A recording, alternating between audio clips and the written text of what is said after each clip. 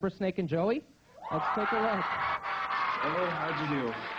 Okay, I guess. But who cares? Man, we're gonna play at a real concert. This is so fabulous. How are we gonna do this when our parents don't allow us to play together anyway? They'll never know. Please welcome Joey and Snake, Pat Maestriani and Stephen Bergman.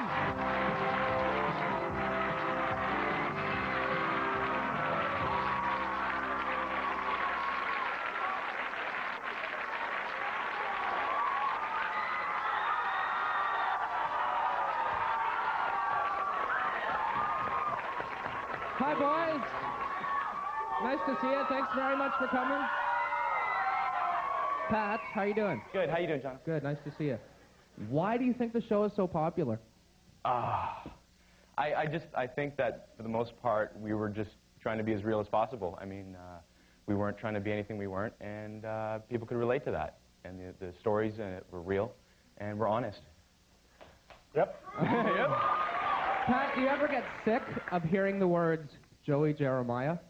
It's something I'll probably never escape. I mean, it's like I react to it as if I would to my own name, and it's nice. I mean, it's nice to be remembered, and especially after all these years, that people still watch it and enjoy the show. It's terrific. And the amazing thing is not just in Canada, Stefan, but around the world. The popularity of this show is bananas. No, it's a little crazy. It's great though. I mean, half the people that come up sometimes are they're all foreigners. It's amazing though, but they'll come up and it's like, oh, no, Degrassi.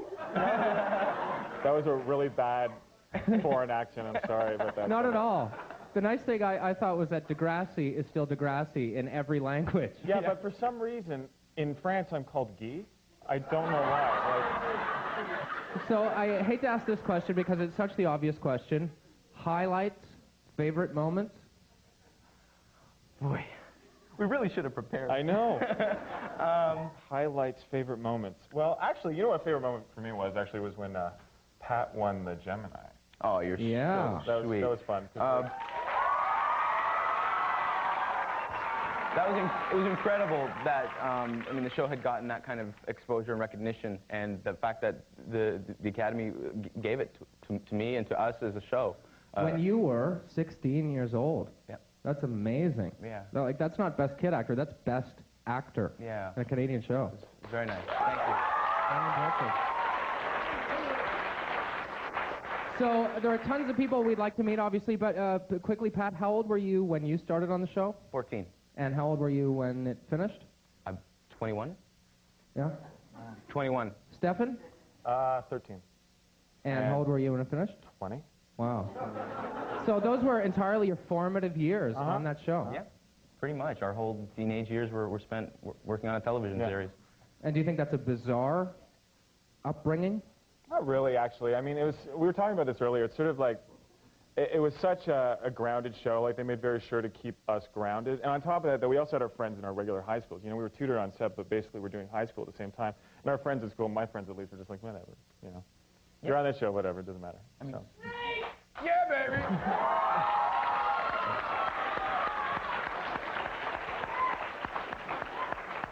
Well, it's time to meet a few more graduates. Let's return now to the halls of Degrassi. What happened? I didn't get it because of my hair. That's prejudice. I know. What a pig. I'm going to come back here tonight and throw a rock through his window. No, don't. That's what he expects us to do. Just forget about him. What would you guys do if you got someone pregnant? Spike's gonna have a baby? No, it's just a question, that's all. I mean, it wouldn't be the guy's problem, right?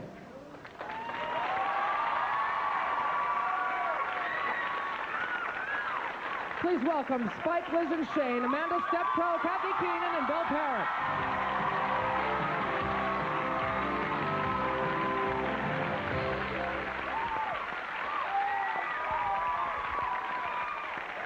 Hi, everybody. So, Amanda, welcome. It's nice to have you here. Thank you. What was playing the character Spike like? Very interesting. Haven't really thought about it in a long time, but the one thing that I think was really funny is my character being pregnant, and I had never had sex, so Right. in real life. So you weren't exactly method acting. That's right. Right. So did you have input into the arc of your character, Spike? A little bit. Every month before we filmed a new episode, we all kind of gathered around and and discussed what was in the script and tried to put in some real input and stuff. And some of it was taken in and revised and put into the script. So forgive me for the obvious question as well. Was that your real hairstyle at the Yes. time? Was it really? Yes. So then, yeah.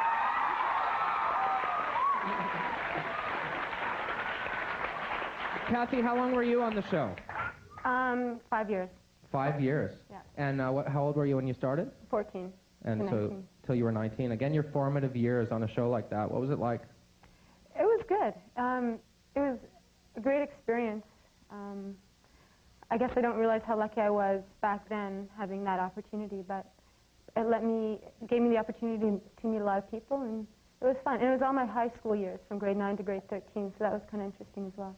So, Bill, do you think that the issues that you're dealing with on Degrassi reflected the issues that you were dealing with in real life at that time? Well, not personally. I mean, I didn't get anybody pregnant. I think generally we really tried hard to reflect issues that were really prevalent at the time. Like you were dealing with drunk driving and, molestation and suicide, like the really heavy stuff. Pat? Some of those issues we were kind of nervous about tackling, like suicide, for example. For many, many years throughout junior high, they said, no, we'll never do a suicide show. And then when we went into high, it was a topic that we felt we could handle sensitively, and it was an important issue to talk about. Well, I've asked Amanda, to the rest of you, did you have input into your character development? It was pretty much like we'd sit, we would read a first version of the script, and we'd discuss it, and first of all, and then we'd go like, I mean, it would come up all the time. It's like, a kid is not going to do that. He's just not going to say that, you know? Right. And they go, no, you're absolutely right. We'll work it around. We'll try to figure out how to make it sound right. So did they write the characters and cast you guys to fit them? Or did they cast you guys and then the right characters built around your personalities? I think it was like half and half. Yeah. I think it evolved as it went. Once they started to see our personalities start to come out in the interactions that we had, they started to evolve. It's just sort of morphed, like friendships off the show became friendships on the show. Cool. We'll take a break. More Degrassi reunion when we come back. Turn to the hallways of Degrassi and see what other grads we can find. Missing basketball practice and everything. It's all Radich's fault. We did cheat. It was an experiment. What are you doing? This is grade 8, right? We're supposed to be more mature. So I'm going to start dressing more mature. Ladies and gentlemen, please welcome Yick and Stephanie, Felix Klizanazzi and Nicole Softman.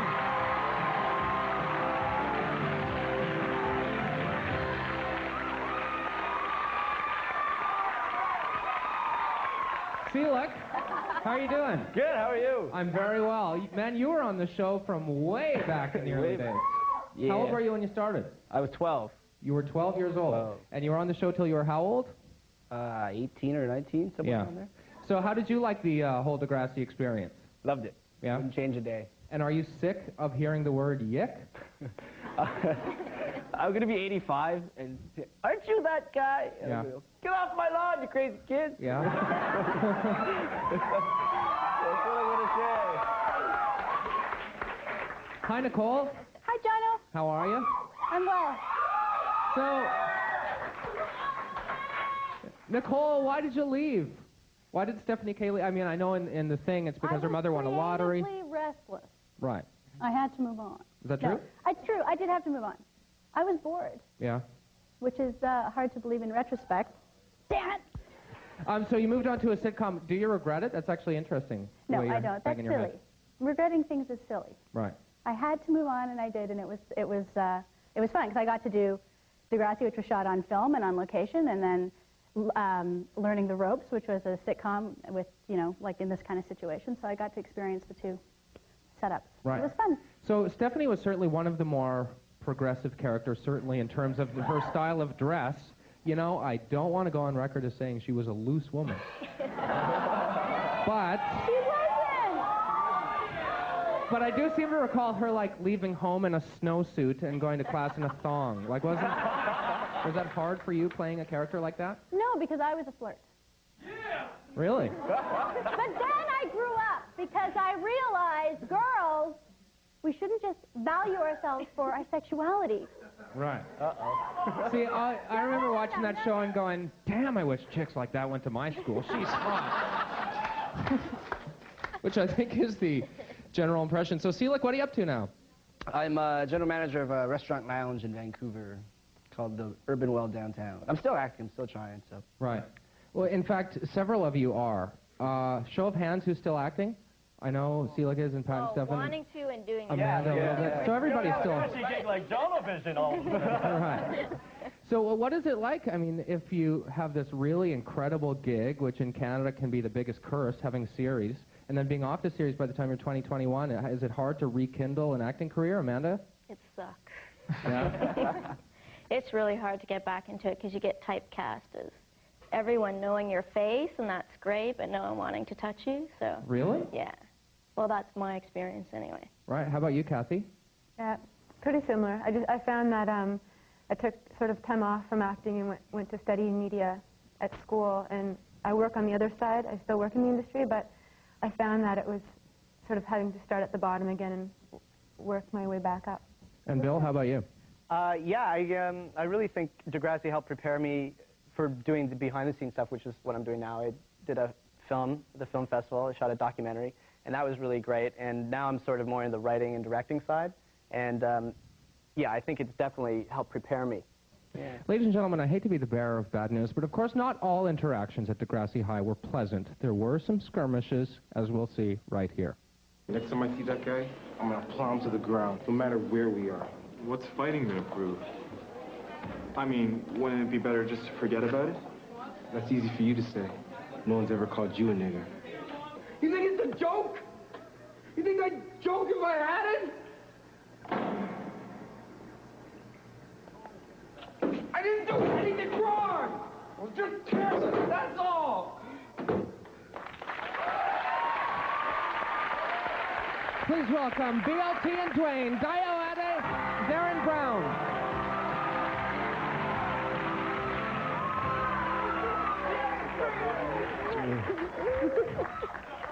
Dio, how you doing?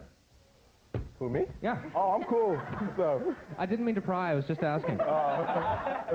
So what was your experience on Degrassi like? It was fun. I got to make a whole new family. Like, these guys were like the bomb. These guys are so cool. I got to learn a lot of things because I didn't get into the industry to become an actor. And I just kind of tripped into it, and it's like been like one of the best things that's ever happened to me. Cool.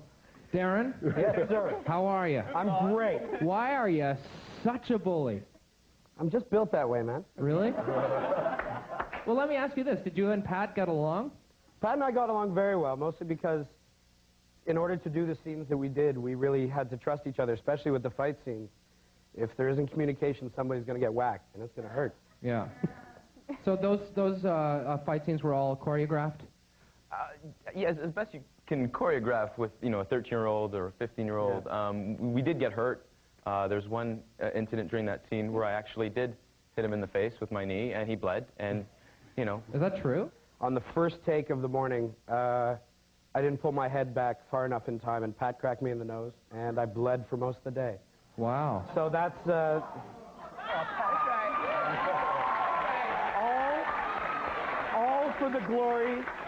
all for the glory that is Canadian television. Yes, it is. And so what are you up to now? I'm an assistant director for major motion pictures and TV movies that are shot here in town in Toronto. And Dio, how about you? What are you up to? I'm living in Los Angeles, so I came back for this, see all my friends. Cool. Yeah. We're very happy to have you here. Ladies and gentlemen, once again, we have to take a break, but more Degrassi grads and maybe even a couple of teachers when we come back. Don't go away. Welcome back to the Degrassi reunion. Let us now return to the hollowed halls of Degrassi High and see what other grads we can find. Caitlin? No, thanks. Of course. Little Miss Perfection. Or a chicken. No, I just don't want to, that's all. Fine, all the more for the rest of us. Maya? Maya doesn't have to have any either. She doesn't really. No, I want to. I want to try it with one.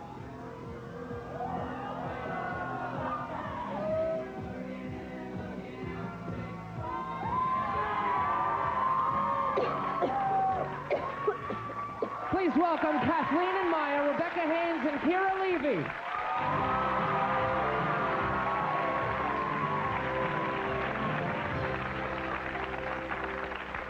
Hi, Rebecca. Hello. You were on the show for a long, long time as well. Yeah. What were your highlights?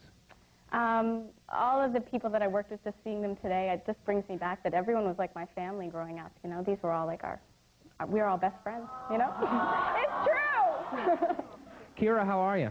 I'm great, thank you. Good. So you had to do the shows in a wheelchair. Yeah. Wow. Yep. It's hard enough acting. What's it like trying to act and mobilize by wheelchair? It was a challenge to get used to. It was electronic, so it was a little joystick, and you moved at the littlest bit, and you would go flying. So I made a lot of enemies really quickly. Yeah. Let me ask you guys, did they ever take events that happened in your real life and end up writing them into scripts? If they did, are we going to admit it? I got a story. See, like you said... Actually, when I was, I guess 16, I wanted to get my ear pierced, and my dad, like, refused, right? It's like, no. And Yan Moore, who's the head writer, we were really good friends, and I said, coming into 4th season at Degrassi High, I was like, Yan, man, you got to write, like, you know, that Yan gets an earring. So he did. Went home, and I was like, Dad, it's in the script. I got to do it. So what kind of influence were they on your lives? The producers of the show, the directors of the show, the writers? They were there. Honestly, they were there 24 hours a day. They were surrogate parents. That entire crew was surrogate parents. Definitely. Well, and speaking of keeping you guys in step, not only were there students at Degrassi High, there were also teachers. Let's take a look. I don't want to go to school. Don't give up. You've got so much going for you. This is just a temporary setback. Temporary? Right. Don't worry about me. I can drop out of school and be a typical teenage mother who will never do anything or go anywhere. No. Get the marks you know you can get. You owe it to yourself.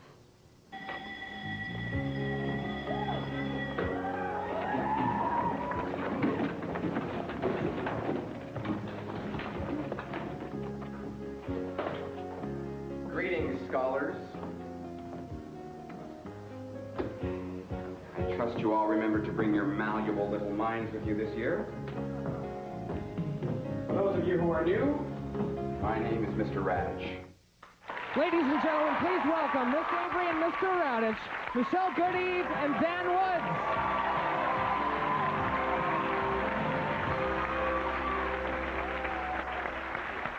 Have a seat, Mr. Jeremiah.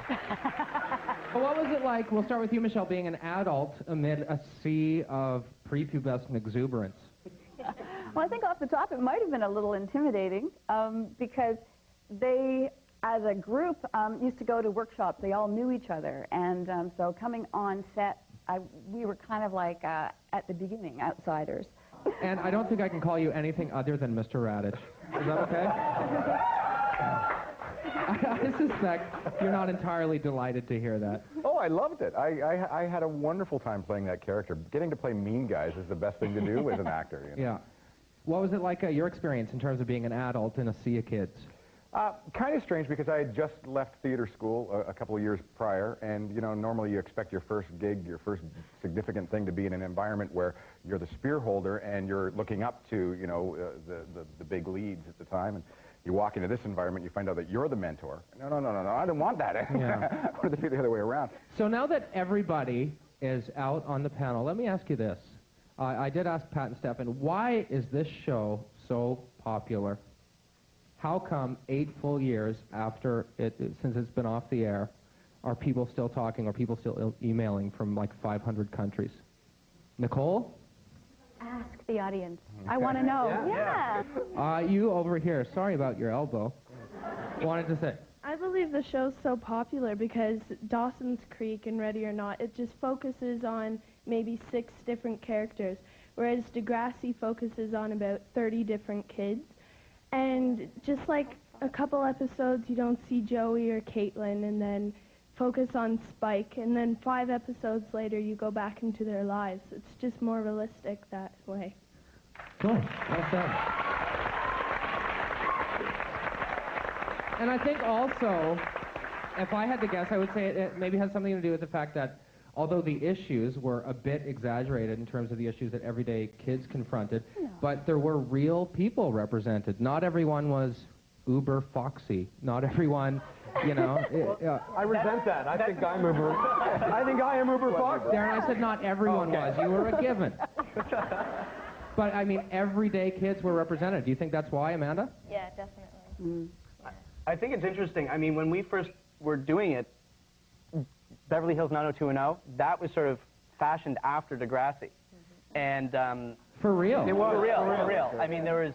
I mean, I don't really know the whole backstory, and I don't know if all of us I heard that they know, tried to buy the show. but they tried to buy the show for a certain yeah. amount of money, and Linda wanted to keep it in Canada and Kit, and they wanted to keep it Canadian because they didn't want it glam. So then I guess Aaron said, okay. Ladies and gentlemen of the audience, we will get all of your questions answered. Our Degrassi reunion continues tomorrow. Don't go away. Hi, everybody. I'm Jonathan Torrance. Welcome to part 2 of our first ever 2-part episode. Due to overwhelming audience response, today we introduce the second part of our Degrassi reunion.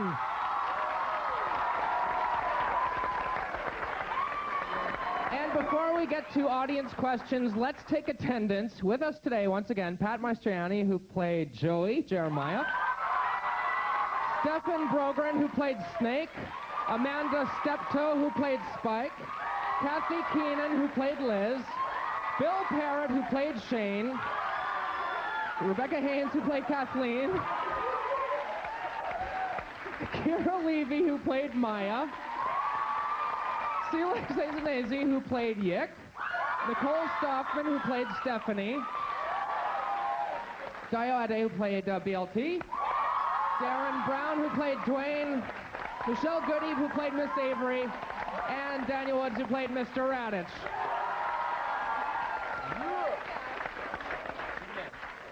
That's all the time we have for this episode. I'm spent. Wow, that was a lot of names. Just to give you some insight into the popularity of, starting with the kids of Degrassi Street, then subsequently Degrassi Junior High, and then Degrassi High. Here in our audience today, ladies and gentlemen, 2 people who furnished travel for themselves at their own expense to come all the way from San Francisco. Put your hands up. Where are you? There they are, right down here. Stand up, you two. What is your name? My name's Mary. Mary, your name? Dave. So Dave and Mary, you guys came all the way from San Francisco to see this Degrassi reunion. What does the show mean to you? A lot. Because what people might not know is that it was seen on most PBS stations. Is that where you guys saw it? That's correct. We were living in Chicago, and it was on PBS from about the mid-'80s, which is when I started watching it. And we continued to watch it throughout high school. And so were you guys, like, wishing you could move to Toronto because Degrassi was so cool? Actually, we used to wish we went to school at Degrassi when we were both in high school. You know, it wasn't real. So what would be, you guys get the honor of asking the first question to all of our gathered friends. What would it be? Where's Wheels? Good question. Which brings up a larger question. Is anybody in touch with Wheels? Neil? He was supposed to No? come today. What would be your question? Well, I wonder, in the regular series, Snake was a pretty cool guy, but then in School's Out, what happened? I don't remember him being a cool guy, actually. I thought he was just like this nice guy. You know, it's a weird transition also. I figured that, like, when the characters are going to get laid, in School's Out. That's what's going on. And I'm sorry, they're going to get what? Right. And if you're not getting it, it's very easy to look like a geek compared to the other guys who are getting it. That could be part of it. Yeah. It was the what? It was the suntan lotion on the nose, I think. I was made up to be a total geek. So, the truth is I never looked at Snake as a cool guy at all. For me, Snake was the guy that Joey was the cool guy. Wheels was the cool guy. I hung out with the cool guys.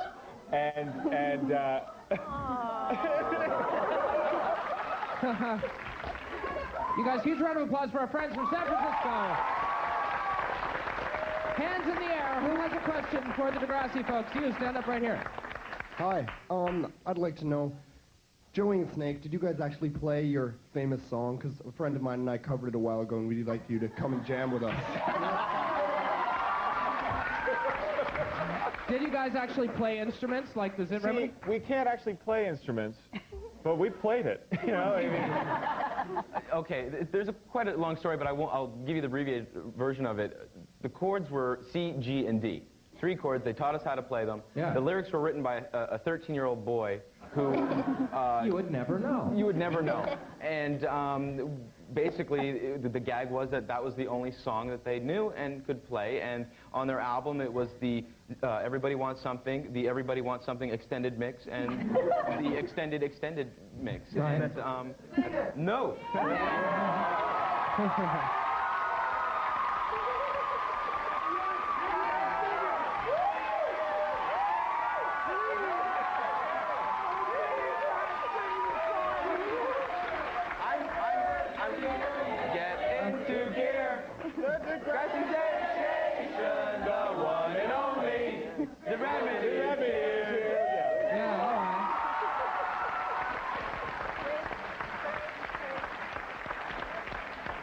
So the where's wheels question does actually raise an interesting point. Obviously, 50 kids running around. You couldn't have stayed in touch. When was the last time a group of you this big even was in one room? Rebecca? Oh, I don't know, probably 6 or 7 years ago, maybe one of Pat's famous birthday parties that he has every year around Christmas, something like that. Pat's Christmas party, birthday party, something. Who has another question? Show of hands. You do all the way over here. What would be your question? Hi, Snake, were you on a commercial for furnaces in a manhole? Yeah, I was.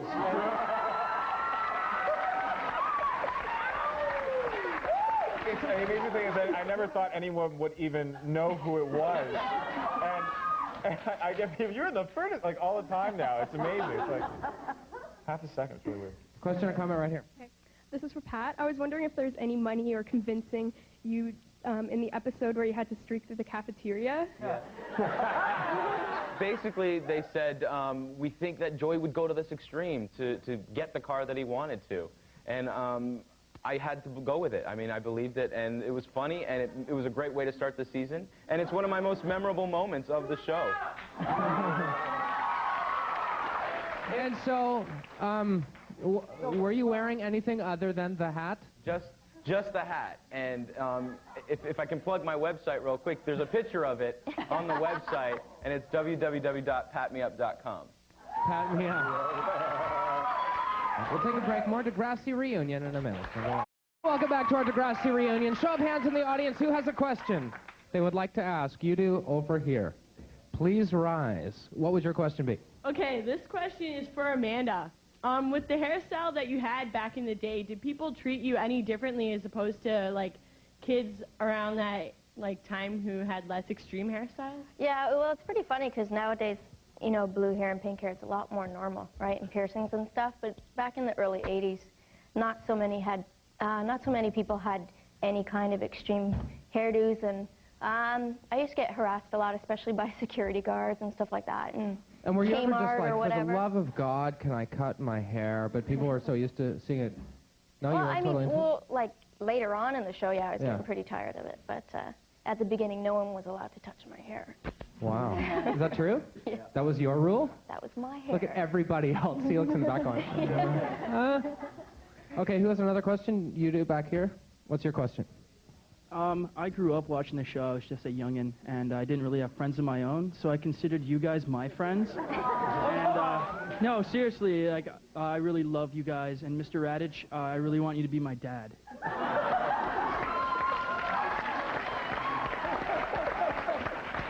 Question or comment right here.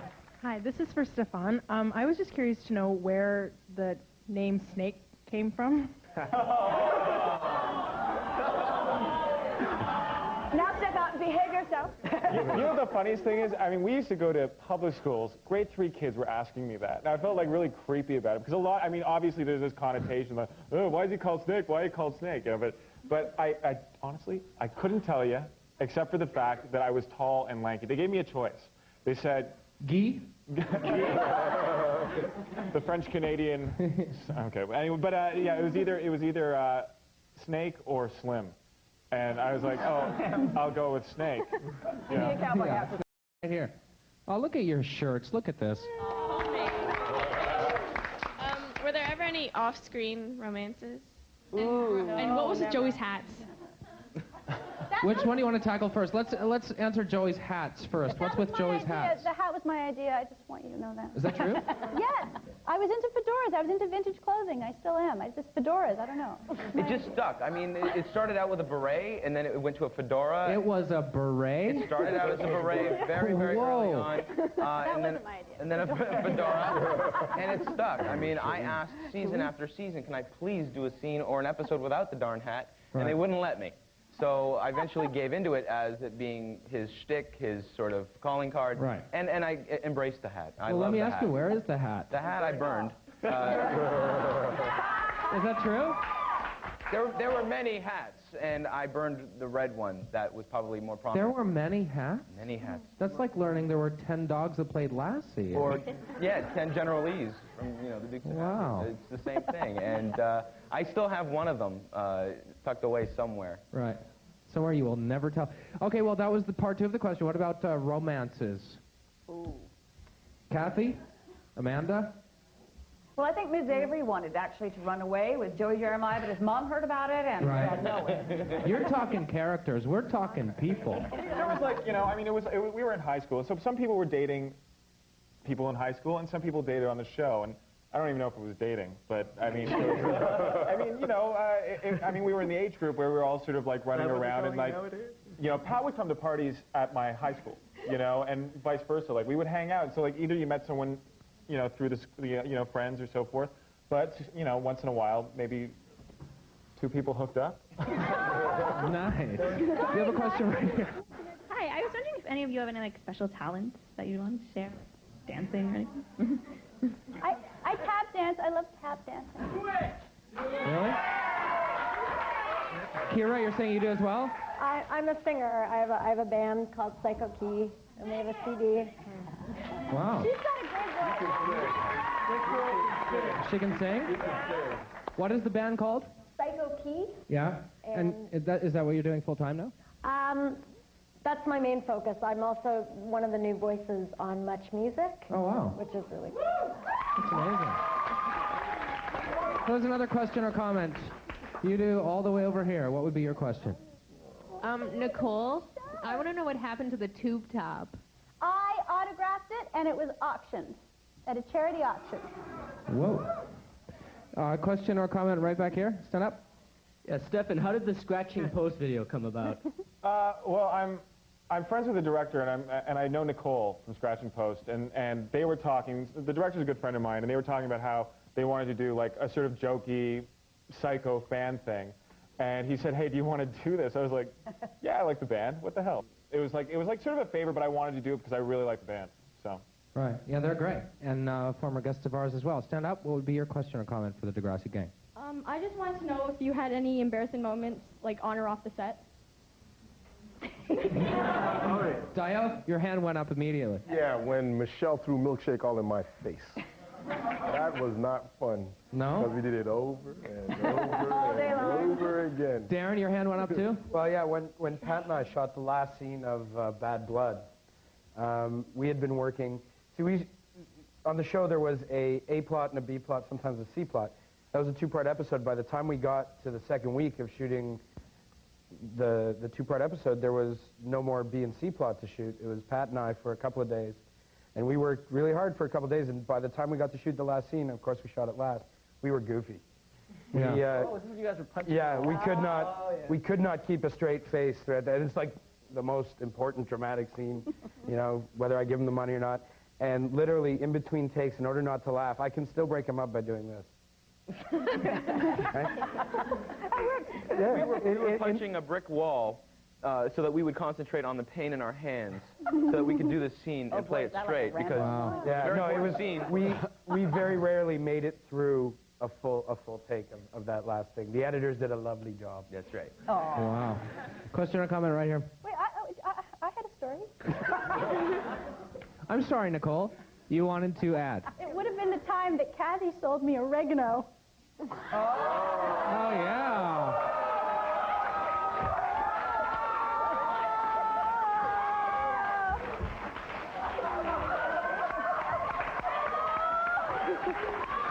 Now, was that on the show or in real life? Yeah.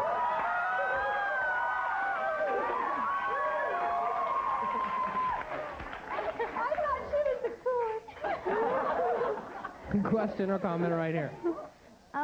Well, after the show, did you guys forget about, did you guys think about Degrassi High, every day? Or did you just kind of, forget about it? Every day. Is it, something that you think about often? You know what? I think it was a big part of our childhood. We basically grew up on TV. We grew up on TV. And I don't think we forgot about it, but it's just sort of one of those things where, a lot of your fond memories, and you look back, you're like, oh yeah, remember this day, And it's like when we went camping, or, the summer cottage or the winter cottage, there's always little things that come up. And even when we talk now, it'd be 4 years or 6 years or whatever. And we just bring up and we just reminisce. And, oh yeah, remember this day, Well, I suppose you remember it the way you remember your teen years in general. Exactly. That's what it was. It was our teen years. How people ask us if it's weird growing up on a TV show. Well, no, because that's how we grew up. We didn't know any other way. Right. We'll take a break. More Degrassi Reunion when we come back. Hi, welcome back to our Degrassi Reunion. Here's something kind of interesting, and it gives you some indication as to the reach of this show. We have an email here from Kevin Smith, the director of Dogma and Chasing Amy and Mallrats. For you guys, huge fan. He owns all of the episodes, and he wanted to ask, as much as I loved School's Out, why did it have to stop there? I, for one, would be content to follow the characters through the remaining arc of their lives. I'm thinking along the lines of Degrassi University, a Degrassi Inc. for the former kids' entry into the soul-killing workforce, and ultimately, a Degrassi retirement community chronicling the former kids' twilight years to the grave. I'd renounce my American citizenship and move to Kitchener to be able to watch the continuing saga of Degrassi.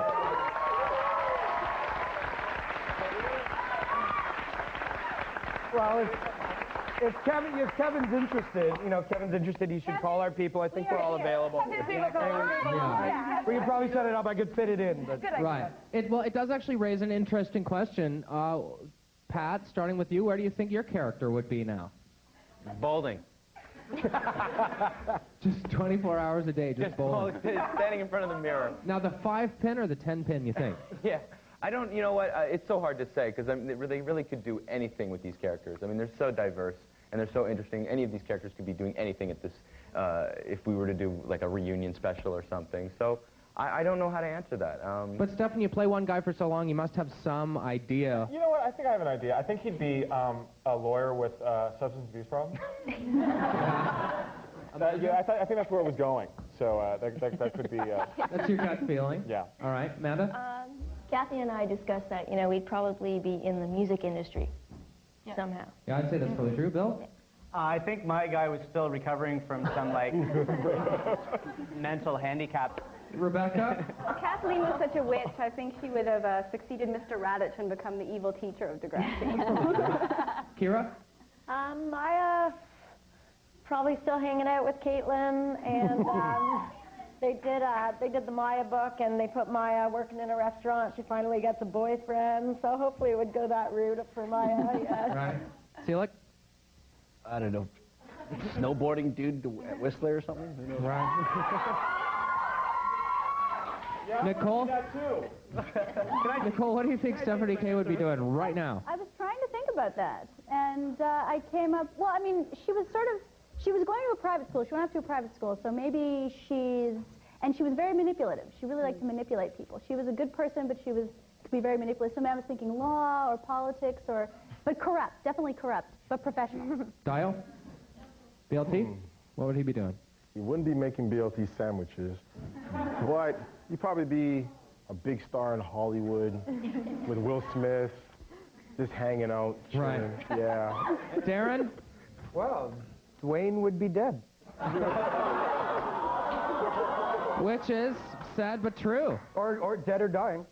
Because that was one of the first television programs to illustrate the power and the nastiness of AIDS and HIV. It was? Yes. And in fact, you were playing a character who was HIV positive when there really wasn't that much information about it. True. What was that like? It was interesting. We had a workshop, actually, come to the set and speak to us about it, people who are living with HIV, and tell us what it was like. And that was part of the workshop program before that. Michelle, what would Miss Avery be doing? I think Ms. Avery would have grabbed her favorite student, Caitlin, and gone off into the blue in a biplane and flown coast to coast. I think Yeah? that's what she would have done. So you've actually thought about this before? I have, yeah. Daniel? Mr. Radich, what would he be doing? Minister of Education in the Harris government. I suspect that's true. So there's a question. You do all the way back here. What would be your question for the folks from Degrassi? Just take the mic. This question is for everybody. Would you guys ever think about starting a new series now? Like maybe Degrassi frat years? Or... Ask Kevin Smith. We'll have to send the tape to him. If they let us play if they let us create our own characters, yeah. What? And choose our own wardrobe. So you guys are saying you think there's an audience for this? Well, let me ask you this, and I certainly don't mean any weirdness by asking the question. What does it feel like to be not very old and yet have been a part of something that is legend already? You know, like kind of its kitsch appeal, because it was 10 years ago, is really cool. I don't think we view it as a legend or like we're part of a legacy of any sort. I think, you know, for us, we were just kids growing up doing a job and had, you know, it was a wicked job and a wicked experience. I don't think we viewed it as, you know, ooh, we are cool because we're on the show. And you get told a lot, you know, oh, wow, this is such a part, like, by people in the industry and so forth, you know, this is such a part of Canadiana, you know, and of television in general and so forth. And it's like, and you kind of go, really? Yeah. You know, it doesn't click in really that way, I don't think. I mean, we obviously are aware that, you know, because we have great fans and so forth, that, like, that the show was popular, but I don't know if we actually go, this was actually a legendary show. Mm-hmm. But actually, I think we all really appreciate the fact that you guys enjoy the show so much. You guys thank you very much. Yeah.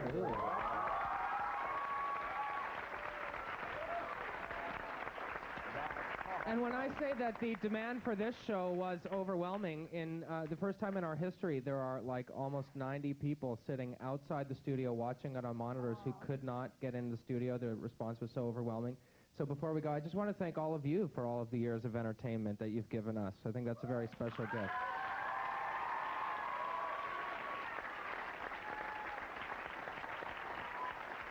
And I know the members of our audience are dying to meet face-to-face with their favorite Degrassi High students, so that's it for this one. We'll see you next time.